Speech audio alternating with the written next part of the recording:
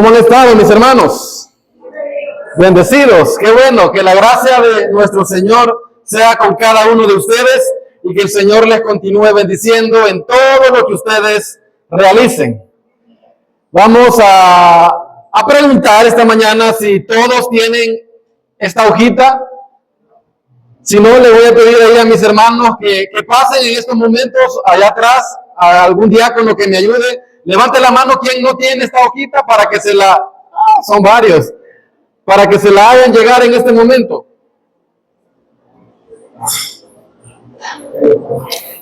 Ahí mantenga su manita para que llegue. Ya van a llegar los hermanos. Es el programa, mis hermanos, del Congreso Familiar. Aquí están las horas para que no nos perdamos. Y en la siguiente página, pues, están las notas del sermón. Ahí pedimos que trajeran un bolígrafo, porque es necesario hoy, este día, es un bolígrafo, necesitamos. Y a este material usted le va a anexar las hojas que le van a dar en los diferentes talleres en los cuales usted se anotó.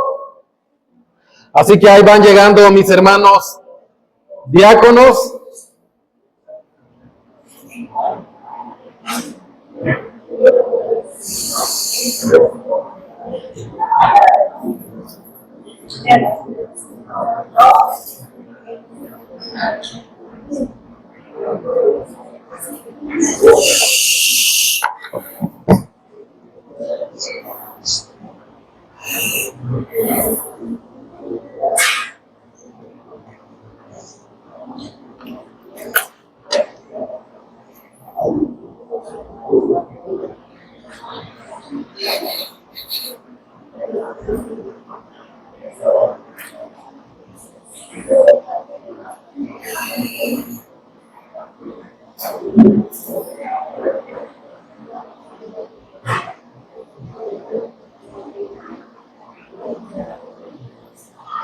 Ok, gracias mis hermanos.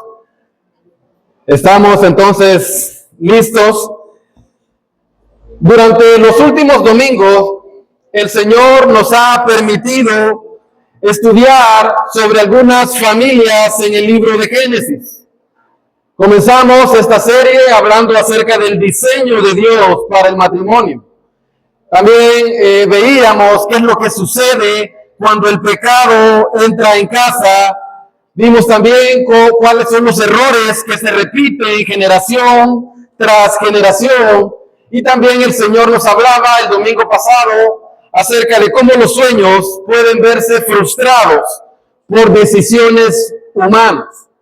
Y aunque las narraciones que tenemos en el libro del Génesis ocurrieron hace muchos años, varios miles de años, nosotros, como Iglesia Centro Bíblico Caleb, como Misión Centroamericana, creemos firmemente que las Escrituras son verdad, hermanos. Amén. Y sabemos que Romanos 15, versículo 4, dice que todo lo que antes se escribió para nuestra enseñanza, se escribió. Así que confiamos que la palabra de Dios sigue siendo viva, eficaz, para todos los asuntos de la vida, incluyendo nuestras familias. En todos los ámbitos de la vida, la Biblia sigue siendo eficaz, mis hermanos. ¿Cree usted eso? Amén, porque yo también creo eso. La Biblia es infalible, es la palabra de Dios. Así que hoy concluimos esta serie con un tema muy necesario en nuestros hogares. Y usted puede ver ahí el tema en sus notas y puede ver también la cita bíblica. El tema es cuando el perdón entra en casa. El domingo pasado reflexionábamos sobre la vida de un joven de tan solo 17 años. Imagínese a tan corta edad que le pase todo lo que le pasó a este varón, 13 años de sufrimiento, lejos de casa, en un país extranjero, con un idioma distinto, siendo maltratado y hasta encarcelado injustamente. Mientras tanto, su padre lo daba por muerto, creyendo que un animal lo había devorado. Jacob rasgó sus vestiduras y dijo: mi alma no puede con este dolor, voy a descender con luto al Seol. Porque que un hijo sea arrebatado de las manos de un padre, eso no tiene nombre, hermanos. No tiene nombre. Y el que ya pasó por eso, creo que el Señor lo ha sostenido, lo ha fortalecido, porque qué trago más amargo ha de ser eso, hermanos, y no me lo quiero imaginar. Pero el maravilloso plan de Dios, mis hermanos, Dios soberano, ese Dios en el cual usted y yo creemos, Dios tenía otros propósitos. Y Dios orquestó todo para bien entre José y sus hermanos. ¿Qué hubiera hecho usted o cómo hubiera reaccionado usted al enfrentarse a sus hermanos que lo vendieron como esclavo y que no se compadecieron viéndolo tirado en ese pozo? Yo me imagino a este joven rogándoles que lo sacaran, rogándoles que tuvieran misericordia de él, y sus hermanos, dice la Biblia, que hicieron oídos sordos porque lo aborrecían. Así que veamos esta mañana cómo reaccionó José al encuentro que tuvo con sus hermanos. Así que le voy a pedir que se ponga en pie y vaya conmigo a Génesis 45, versos 1 al 8. Génesis 45, versos 1 al 8. Vamos a leer de manera antifonal, como siempre, dice la palabra del Señor. No podía ya José contenerse delante de todos los que estaban al lado suyo, y clamó: haced salir de mi presencia a todos. Y no quedó nadie con él al darse a conocer José a sus hermanos.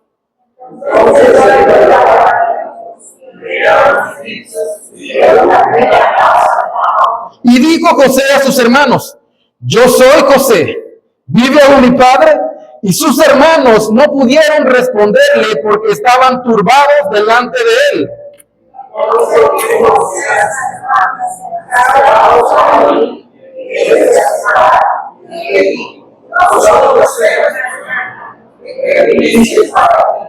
Ahora pues, no os entristezcáis ni os pese de haberme vendido acá, porque para preservación de vida me envió Dios delante de vosotros.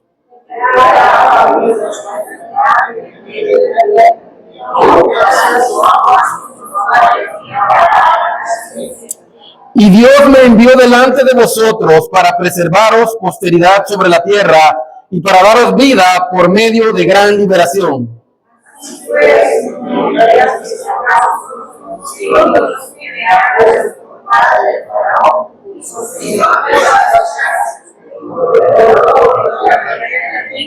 Amén. Gracias te damos, Señor, por esta porción que tenemos delante de nosotros. Señor, habla tú a tu pueblo, por favor, Señor. En el nombre de Cristo Jesús, oramos. Amén. Bien, mi amado hermano, puede tomar su asiento. En primer lugar, tenemos acá nosotros, hermanos, cuando guardar silencio ya no es una opción. En el versículo 1 nos dice que José ya no podía contenerse delante de todos, por lo que manda, dice el texto, a sacar a todos los egipcios que estaban ahí, porque él quería quedarse a solas con sus hermanos a la hora de revelarse a ellos. Este hombre ya no podía con el cúmulo de emociones que tenía, y ahora él estaba convencido que la voluntad de Dios era el perdonar a sus hermanos, a pesar del crimen que ellos habían cometido. José había, mis hermanos, decidido perdonarlos. ¿Sabe por qué? Porque comprendió que Dios lo llamaba a perdonar. Y esto es maravilloso. Esto es hermoso cuando entendemos, cuando usted y yo entendemos que esta es la voluntad de Dios, que perdonemos, porque Él constantemente nos está llamando al perdón. Perdonen a aquellos que nos ofenden, a quienes les hacen daño. El Señor dice, perdónenles. Y cuando el texto dice, hermanos, no podía ya contenerse, nos habla de alguien que ya estaba decidido a ofrecer perdón.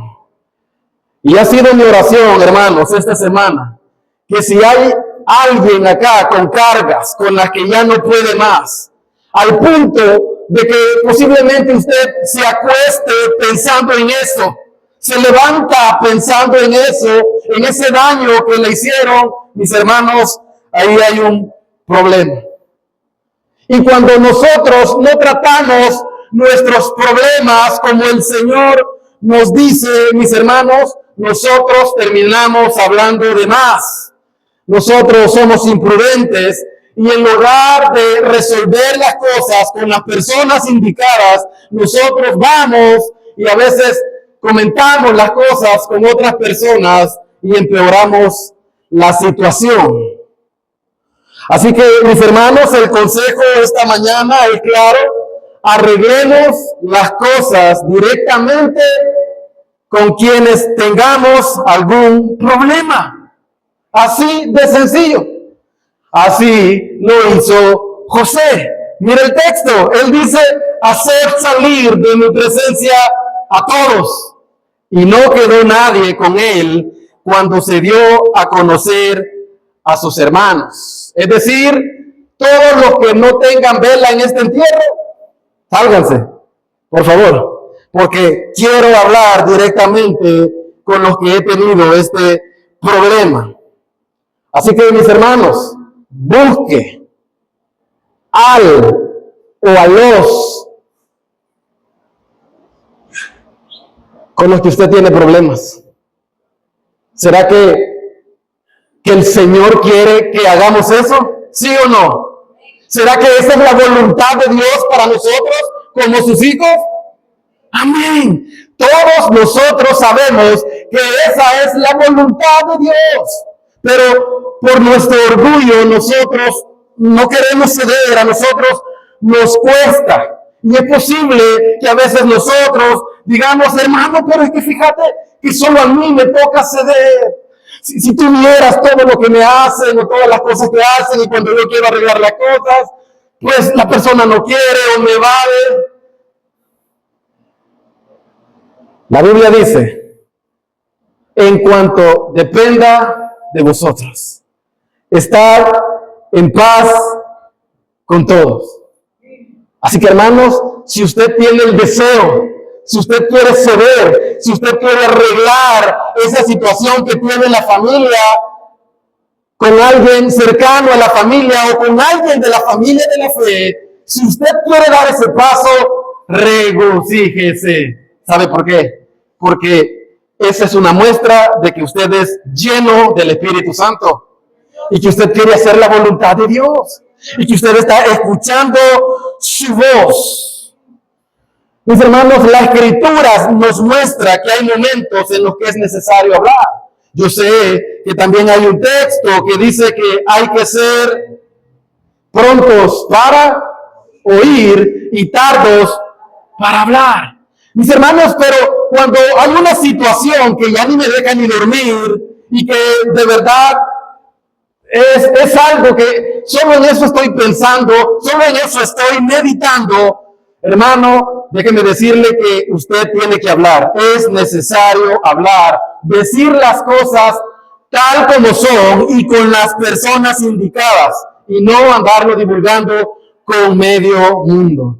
Y dice el texto acá que José ya no podía más. Ya no podía más. Y todos entendemos qué es lo que significa esto. Ya no poder más. Y se lo ilustro bien fácil. Recuerda cuando usted estaba pequeño, bueno, también de grande no sucede, ¿verdad?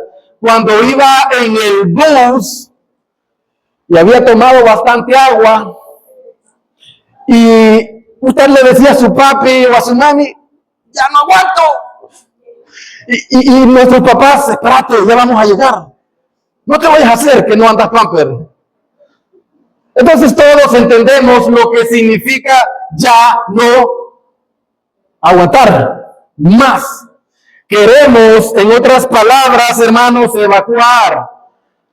Y qué alivio se siente, hermanos, cuando uno por fin llega al lugar donde puede evacuar. Y uno le hace... Es cierto, todos hemos pasado por esa experiencia. Pues déjenme decirle, mis hermanos, que cuando usted y yo soltamos esa carga, ese peso, ese resentimiento que tenemos, que nos está agobiando, en el cual estoy meditando día tras día, déjeme decirle que usted va a sentir algo gratificante y usted va a hacerle, gracias Señor. Pude soltarlo, esa amargura, ese resentimiento, ese secreto que usted estaba guardando por algún tiempo, incluso por años. Usted cuando lo suelta siente un alivio gratificante. Ahora, cuando una persona, mis hermanos, da el paso de hablar y arreglar la situación, que le dije, dele gracias a Dios, porque esa persona que lo busca a usted está llena del Espíritu Santo, está en comunión con Dios y quiere obedecer a la voz del Señor. Así que esta mañana, ¿a qué nos llama el Señor, hermanos? ¿A qué nos llama? A que arreglemos nuestras diferencias por difíciles que sean. ¿Sabe por qué? Y alguien me decía, pero es que no puedo, me decía. ¿Y sabe qué? Tiene toda la razón, hermano. Es que no podemos en nuestras fuerzas. Alex Murga no puede. Usted no puede. Porque lo que es imposible para el hombre es imposible para Dios. Le hago un reto. Conéctese con el Señor. Lleve en oración ese problema. 1 semana, 2 semanas. Está intercediendo por esa persona. Ore, que el Señor le brinde una oportunidad para arreglar las cosas.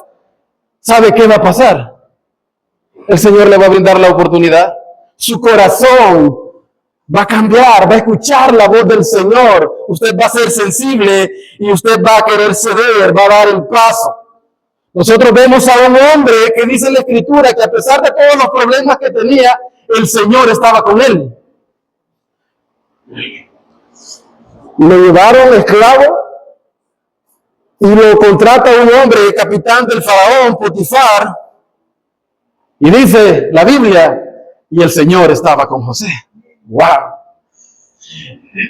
Todo parecía ir bien, siendo el mayordomo principal de la casa de este hombre,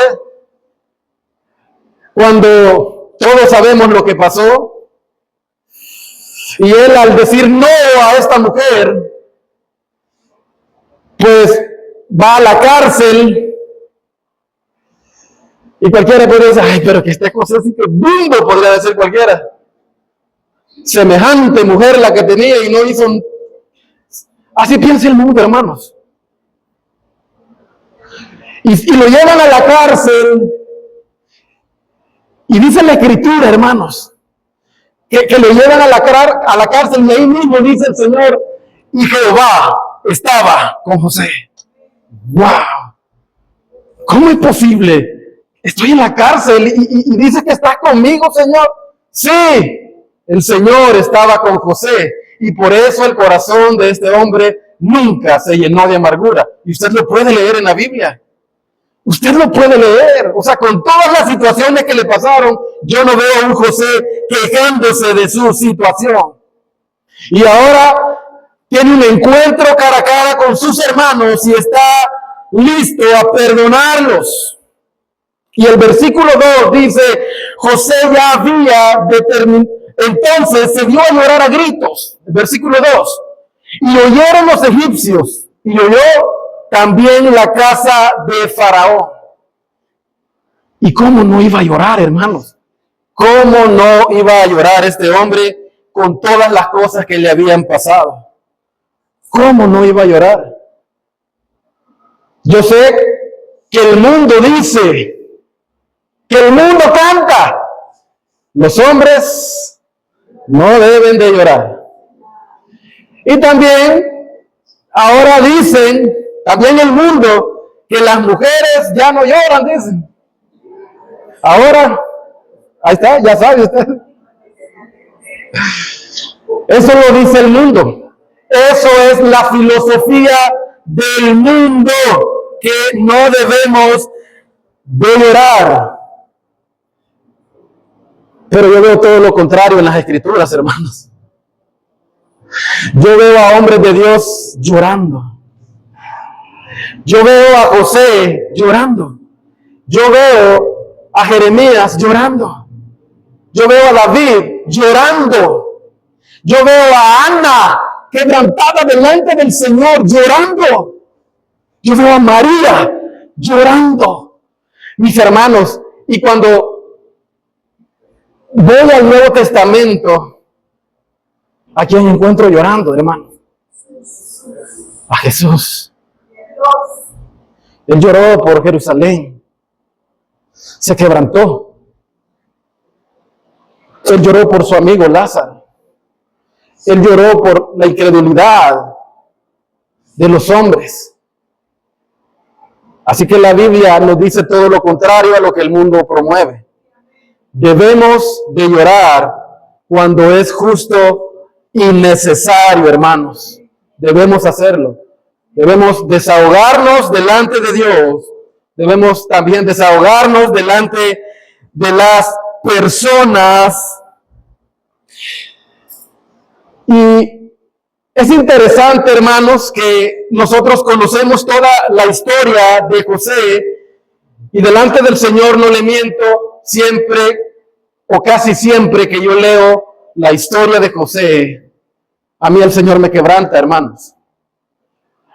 Al ver cómo José es un tipo de Cristo y yo no le veo ningún defecto a este hombre en todas las escrituras que leemos, y veo cómo él ofrece el perdón a sus hermanos a pesar de. Y él ve que el Señor encamina todo a propósitos aún mayores.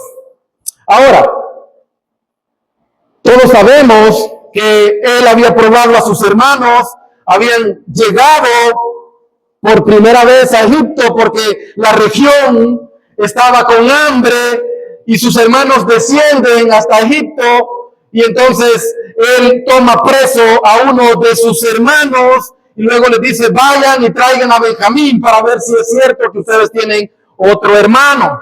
Ellos regresan a la casa de su padre y luego cuando se les acaban las provisiones, ellos regresan otra vez a Egipto.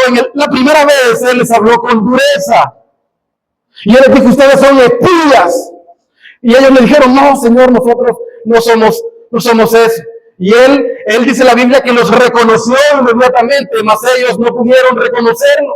Él parecía egipcio, hablaba como egipcio, vestía como egipcio, y al verlo ellos se tuvieron que postrar ante él. Y ahí José tuvo que recordar lo que el Señor le había mostrado en sueños, hermanos. Y ahí me imagino que su corazón comenzó a rendirse ante Dios y a decir, con que esto significa, Señor. Esto era lo que tú me querías mostrar. Y luego cuando él pone la copa en el costal de su hermano menor, en Benjamín, luego sale y los persiguen y dice, me han robado. Pero solo donde se encontró la copa, solo él va a ser mi esclavo. Era su hermano de papá y mamá. Era el chiquito, era el chimpe. ¿Y qué habían hecho sus hermanos mayores con él? Lo habían traicionado, lo habían abandonado, tenían celos de él, tenían envidia. Pero el Señor había transformado también el corazón de ellos. El Señor había trabajado en el corazón de sus hermanos. Y nosotros, mis hermanos, vemos cómo Judá toma un paso adelante y dice, si usted retrocede un poco en el 44-33, él dice, te ruego, por tanto, que se quede ahora tu siervo en lugar del joven por siervo de mi señor, y que el joven vaya con sus hermanos. Esto lo está diciendo Judá. ¿Pero qué te pasó, Judá? ¿Por qué has cambiado tanto? ¿Sabía usted que Judá fue el que propuso vender a José? Si usted lee el 37-26, los hermanos querían matar a José, y entonces Judá dijo a sus hermanos: ¿qué provecho hay en que lo matemos? Venid y vendamos a los ismaelitas, y no sea nuestra mano sobre él, porque él es nuestro hermano, nuestra propia carne. Y sus hermanos convinieron con él. Ese era el corazón de Judá y de sus hermanos. Y ahora está diciendo: yo quiero ofrecer mi vida en lugar de la de Benjamín. Y con todo esto José ya no podía más. Y entonces él se echa a llorar delante de sus hermanos. Y él revela su identidad a sus hermanos. Y ahora él lo hace con gracia, hermanos.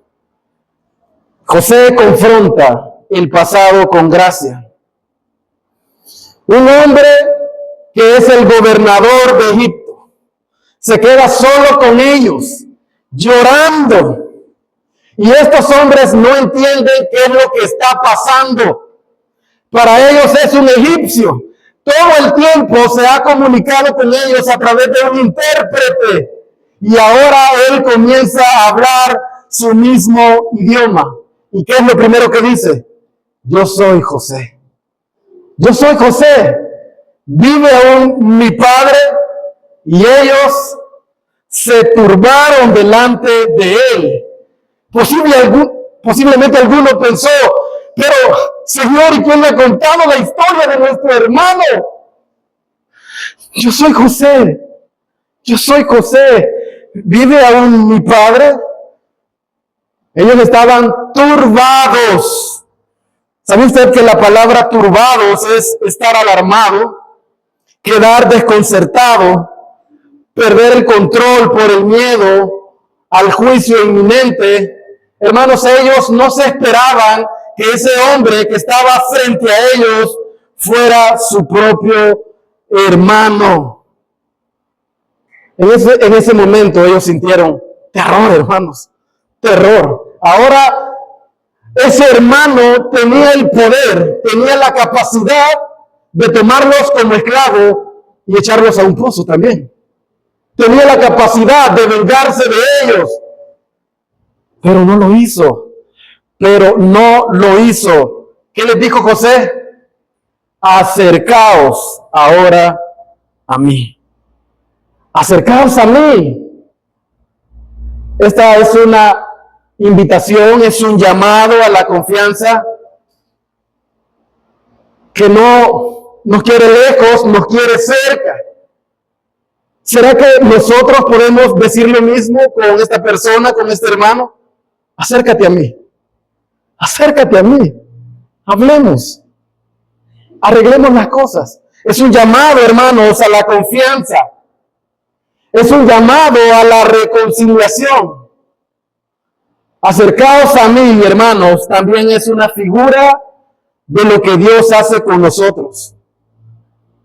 Dios constantemente nos está llamando a que nos acerquemos a Él.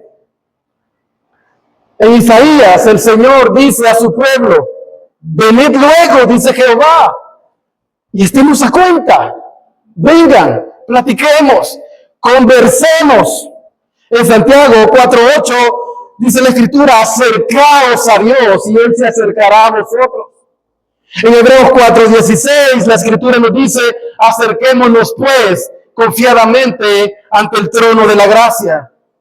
Y en Mateo 11:28 Jesús mismo dice: venid a mí, todos los que estáis trabajados y cargados, y yo os haré descansar. Mis hermanos, esta es una invitación personal y directa. Es un llamado a la reconciliación, no es un llamado a querer vengarme. Así que, mis hermanos, en primer lugar, sepamos que Dios no rechaza a quienes se acercan a Él.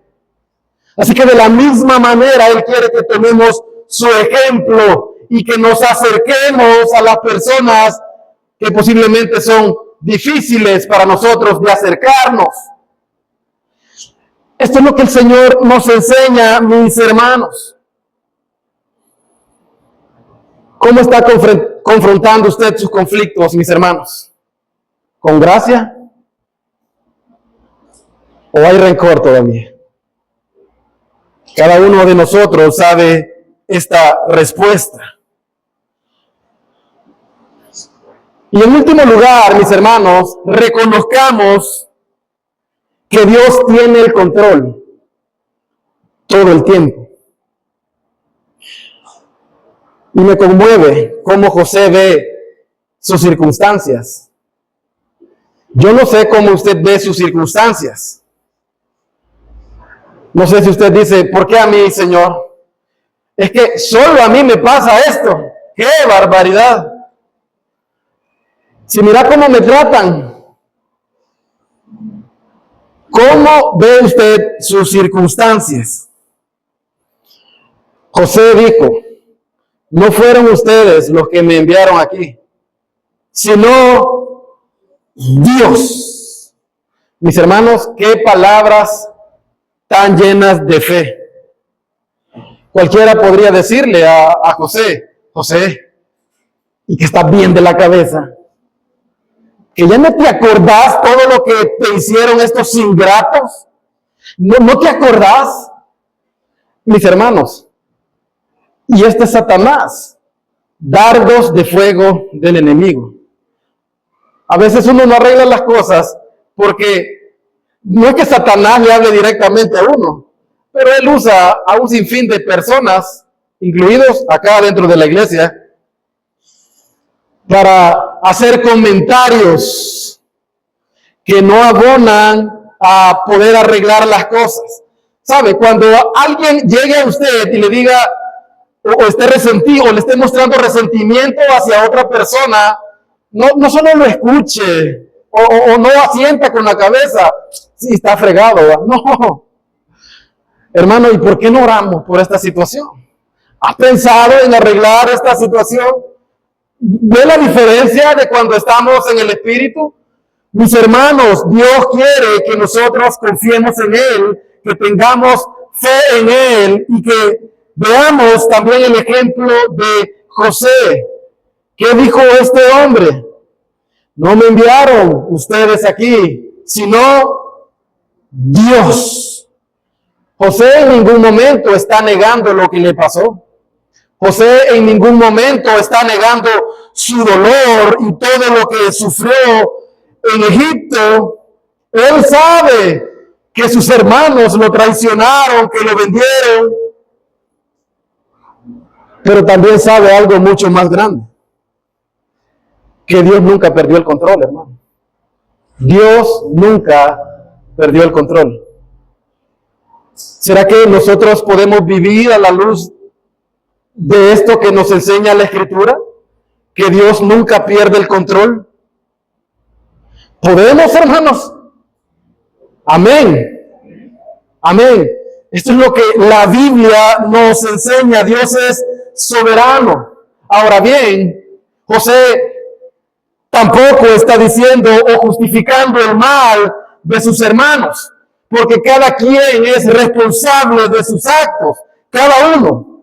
Pero lo que José nos está mostrando, hermanos, es que Dios puede tomar incluso los errores humanos, esas circunstancias adversas que nos pasan, y usarlos para cumplir sus propósitos. Eso es lo que José nos está enseñando. Y él aprendió al menos 3 cosas. Que Dios transforma el dolor. José no se quedó atado al pasado, no guardó resentimiento, no se quedó pensando, pero qué bárbaros estos hermanos que yo tengo, se han portado mal conmigo. No se quedó con ese pensamiento, no se quedó con ese dolor. No. José entendió que Dios lo cuidaba y que Dios lo prosperaba en todo lo que hacía. José aprendió a depender de Dios y aprendió a tener comunión con Dios. Y es por eso que pudo tratar de esta manera a sus hermanos. Y lo otro es que José vio el propósito que el Señor tenía con él. Y esto es lo que hace la fe, mis hermanos. La fe no solo ve el dolor, la fe no ve solo lo que me hicieron, el engaño, la traición. No, la fe ve un poco más allá. José pudo decir, ahora entiendo qué es lo que el Señor tenía para nuestra familia. No es cierto que ahora usted tiene un montón de cosas que ahora entiende y que antes no entendía. En el momento que le sucedieron, usted tal vez estaba sufriendo un montón, usted derramó lágrimas, usted lloró por eso, pero conforme fue pasando el tiempo, conforme usted fue estando con el Señor, en la Escritura, en la comunión con los hermanos, ¿no es cierto que ahora entiende por qué razón pasaron esas cosas? No es cierto, hermano. Claro que es cierto, porque eso también lo ha experimentado su servidor. Lo entendemos, hermanos, después. Lo entendemos. Así que si hay algo que usted no entiende en este momento, usted no deje de estar con el Señor. Y el Señor en su momento le va a permitir comprender las cosas. Mi querido hermano, si usted ya no puede más con algo, el llamado del Señor esta mañana es que arregle las cosas. Y que las arregle con gracia, sabiendo que la voluntad de Dios es perdonar y que Él sigue en control en medio de cualquier situación. Y yo le pregunto, ¿quién le ha fallado a usted? Yo sé que usted sabe la respuesta. ¿O a quién le ha fallado a usted? ¿A su cónyuge, a sus hijos, sus padres, algún hermano, a alguien de la familia cercana, a alguien de la iglesia? ¿Y sabe qué? Esto va a continuar sucediendo, hermanos, porque aún estamos de este lado de la eternidad. Cuando las personas ya no le fallen, alegres, hermano. ¿Sabe por qué? Porque usted ya se murió. Ya está en el cielo, o el Señor ya vino. Solo entonces ya las personas no vamos a fallar. El equipo ministerial le va a fallar, el pastor le va a fallar, los líderes de la iglesia le van a fallar, su familia le va a fallar. Pero ¿sabe quién no le va a fallar? Dios no le va a fallar nunca, mis hermanos. Oramos. Padre, te damos gracias porque tú estás con nosotros todos los días de nuestra vida. Gracias te damos, Señor, porque tú estás en control de todas las situaciones que a nosotros nos acontecen, Señor. Padre, sabemos como creyentes que el Nuevo Testamento dice que todas las cosas que le suceden a aquellos que aman a Dios obran para bien. Así que, Señor, yo te pido esta mañana de que cualquier situación que esté sucediendo dentro de los hogares de Iglesia Centro Bíblico Caleb, Señor, seas tú mediando, Señor. Seas tú trabajando en el corazón de cada uno de ellos, Señor. Porque si somos tuyos, Señor, tú nos vas a hablar a través de tu palabra. Tú nos vas a hablar, Señor, a través de la predicación. Y tú, Señor, vas a hacer que nos inclinemos, Señor, a arreglar las cosas. Que nos inclinemos a perdonar, Señor. Padre, ayuda a tu iglesia, Señor. Porque no es fácil hacerlo en nuestra carne. No es fácil hacerlo en nuestra fuerza, Señor. Pero sabemos que nada hay imposible para ti, Señor. Tú, Señor, no quieres familias divididas, Señor, por conflictos. No quieres familias, Señor, que se quiebren, que se separen por cualquier cosa, Señor, o por cosas grandes según nuestra noción, Señor. Señor, tu voluntad es que tengamos comunión los unos con los otros, empezando en nuestra casa, Señor. En el nombre de Jesús, oramos esta mañana. Amén.